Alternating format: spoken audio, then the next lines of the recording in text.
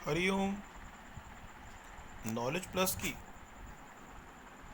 इस वर्कशॉप में हम सभी विद्यार्थियों का स्वागत करते हैं। आज हरिओम एस्ट्रोलॉजी क्लास नंबर 9 में आपको ये कंसेप्ट बता रहे हैं, जिस तरह से किसी भी फिल्म को जब हम देखते हैं, फिल्म का जो हीरो है हर चीज़ को एग्जीक्यूट करता है। इस तरह से कुंडली के हीरो को चेकआउट करने का प्रयास कर रहे हैं, और साथ में लक्ष्मी स्थान और विष्णु स्थान कुंडली में कहाँ होते हैं, जो हमने पहले भी बताए थे, उनको थोड़ा रिवाइज करने का प्रयास कर रहे हैं। हमने आपको ये कहा कि जो भाव कुंडली व्यक्ति के जीवन के अलग अलग एरिया को रिप्रेजेंट करती है,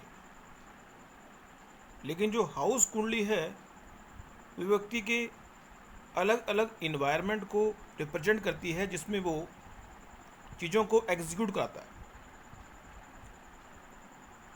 तो आज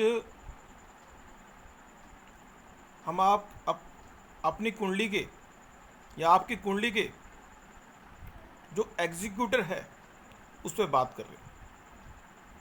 लगन का जो मालिक प्लैनेट होता है, एग्जीक्यूटर या आपकी कुंडली का हीरो निकालने के लिए 3 फॉर्मूले हैं, लेकिन आज हम एक फॉर्मूले पे बात कर रहे हैं।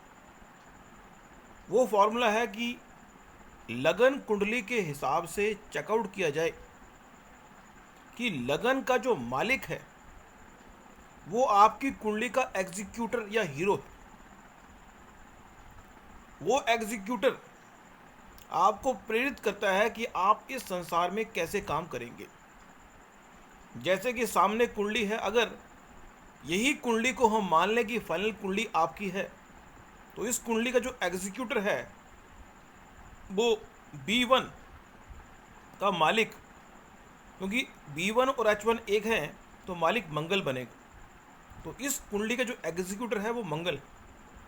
मीन्स अगर आपकी कुंडली का लगन का मालिक मंगल बन रहा है तो आप चीज़ों को फास्ट ट्रैक पर एग्जीक्यूट करने की बात करेंगे। मंगल अगर लगन कुंडली, अब आप कहेंगे कि लगन कुंडली क्या है? जो भाव कुंडली होती है उसे ही हम लगन कुंडली कहते हैं। जन्म कुंडली को ही हम लगन कुंडली कहते हैं। और लगन कुंडली जब हम बनाते हैं तो उसमें जो पहला भाव होता है, उस भाव में चाहे H1 लिखा हो चाहे H7 लिखा हो। अगर H1 लिखा होगा तो आपकी कुंडली का एग्जीक्यूटर मंगल बनेगा। अगर H7 लिखा होगा तो आपकी कुंडली का एग्जीक्यूटर शुक्र बनेगा। अब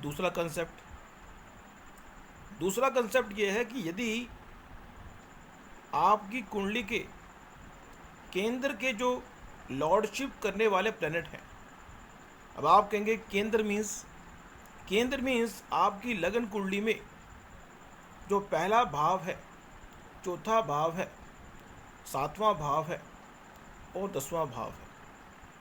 इसी एग्जाम्पल को लें तो पहले भाव का मालिक मंगल बना, चौथे भाव का मालिक चंद्रमा बना, 7वें भाव का मालिक शुक्र बना, 10वें भाव का मालिक शनि बना। इन चारों को हम हाउसेस को हम विष्णु भगवान का स्थान कहते हैं।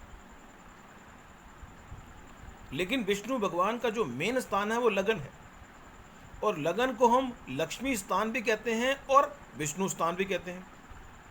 कि लगन में विशेष पावर है जो आपकी कुंडली का एग्जीक्यूटर होता है। अब आपकी कुंडली का जो एग्जीक्यूटर कैसे निकालते हैं ये हमने आपको बता दिया। आप अपनी लगन कुंडली देखें, वहाँ पे H1 से लेके H12 में कोई ना कोई नंबर लिखा होगा। अगर वहाँ पे लिखा है 5 तो आपकी कुंडली का एग्जीक्यूटर सूर्य बन गया। अगर वहाँ लिखा हुआ है H12, H तो हमने समझाने के लिए कहा है, वैसे नॉर्मली H के अलावा कोई भी नंबर अगर लिखा होगा 12 तो मीन्स आपकी कुंडली का एग्जीक्यूटर गुरु ग्रह बन गया। लक्ष्मी नारायण योग, जब आपकी कुंडली का एग्जीक्यूटर का संबंध पांचवें भाव के लॉर्ड से बन जाए,